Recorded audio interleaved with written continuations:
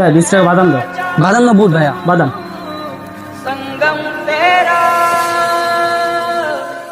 বেচা কিনা কিরকম? আলহামদুলিল্লাহ ভাই ভালো। দেখ ভালো হলে ভালো। ভাইয়া টাকাটা? এ ফকিনি বাসে কিসের টাকা?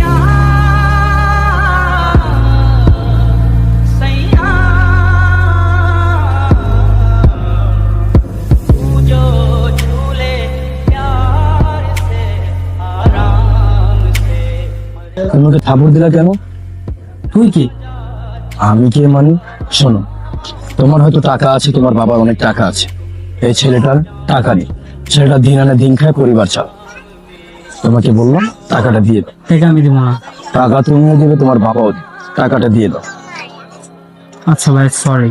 সরি আমাকে না, ওকে বলো, আর টাকাটা সুন্দরভাবে ওকে দিয়ে দাও। আচ্ছা ভাই সরি। সমস্যা নেই। তুমি ওকে মাফ করে দাও, আর মানুষকে মানুষ ভাববা।